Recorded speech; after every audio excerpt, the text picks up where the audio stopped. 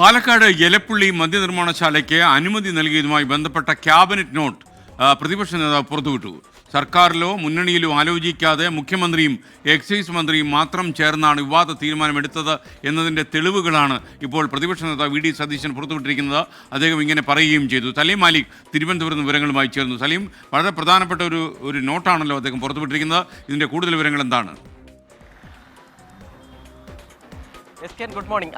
ഈ ബ്രൂവറി വിവാദവുമായി ബന്ധപ്പെട്ട പ്രതിപക്ഷം തുടക്കം മുതൽ ഉന്നയിക്കുന്ന ആരോപണങ്ങൾക്ക് ശക്തി പകരുന്നതാണ് പ്രതിപക്ഷ നേതാവ് ഏറ്റവും ഒടുവിലായി പുറത്തുവിട്ടിരിക്കുന്ന ഈ ക്യാബിനറ്റ് നോട്ട്. അതിൽ എക്സൈസ് മന്ത്രി എം ബി രാജേഷിനെ കൂടുതൽ പ്രതിരോധത്തിലാക്കുന്ന ഒരു എക്സൈസ് നോട്ട് എന്ന ഒരു ക്യാബിനറ്റ് നോട്ടാണ് ഇപ്പോൾ പുറത്തുവിട്ടിരിക്കുന്നത്. അതിൽ ഈ തീരുമാനം മറ്റു വകുപ്പുകളൊന്നും അറിഞ്ഞിട്ടില്ല എന്ന് മന്ത്രി തന്നെ വ്യക്തമാക്കുകയും ചെയ്യുന്നു എന്നുള്ളതാണ് ഈ ഇതിലെ പ്രത്യേകത. അതിൽ തന്നെ അതുമായി ബന്ധപ്പെട്ട് ധനവകുപ്പ്, ഒപ്പം തന്നെ തദ്ദേശ സ്വയംഭരണ വകുപ്പ്, ജലവിഭവ വകുപ്പ് തുടങ്ങിയ വകുപ്പുകൾ കൂടി അറിയേണ്ട ഒരു വിഷയമാണ്. പ്രത്യേകിച്ചും ഒരു ബ്രൂവറി പ്ലാന്റുമായി ബന്ധപ്പെട്ടുള്ള ഒരു നിർമ്മാണവുമായി ബന്ധപ്പെട്ടുള്ള ഒരു കാര്യം വരുമ്പോൾ. പക്ഷേ അത്തരത്തിൽ ഒരു വകുപ്പുകളും അറിഞ്ഞിട്ടില്ല എന്ന്, മറ്റേതെങ്കിലും വകുപ്പുകൾ ഈ വിഷയം അറിഞ്ഞിട്ടുണ്ടോ എന്നുള്ള ചോദ്യത്തിന് ഇല്ല എന്ന് എക്സൈസ് മന്ത്രി എം ബി രാജേഷ് മറുപടി നൽകുന്നത് ഈ ക്യാബിനറ്റ് നോട്ടിലുണ്ട്.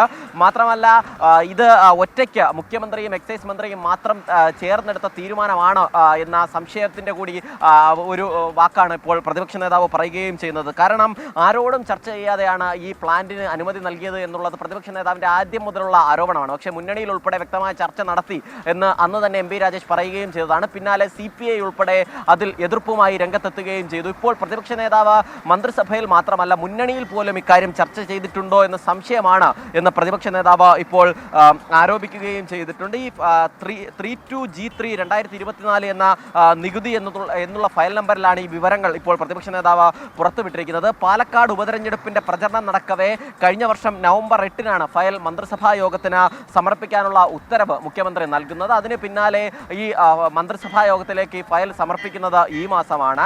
ഒറ്റയ്ക്കെടുത്ത തീരുമാനം എന്നുള്ളതിൽ ഇനി മന്ത്രി എം ബി രാജേഷ് എന്ത് മറുപടി പറയും എന്നുള്ളതാണ് നമ്മളും കാത്തിരിക്കുന്നത്. ഇന്ന് ഈ വിഷയത്തിൽ മാധ്യമങ്ങളെ കാണാമെന്നുള്ളതാണ് എക്സൈസ് മന്ത്രി അറിയിച്ചിരിക്കുന്നത്. അത് എപ്പോഴുണ്ടാകും എന്നുള്ളത്, പ്രത്യേകിച്ചും ഈ ഇന്നലെ വരെയുള്ള ഡെവലപ്മെന്റിന്റെ അടിസ്ഥാനത്തിലായിരുന്നു മന്ത്രി എം ബി രാജേഷ് മാധ്യമങ്ങളെ കാണാമെന്ന് പറഞ്ഞിരുന്നത്.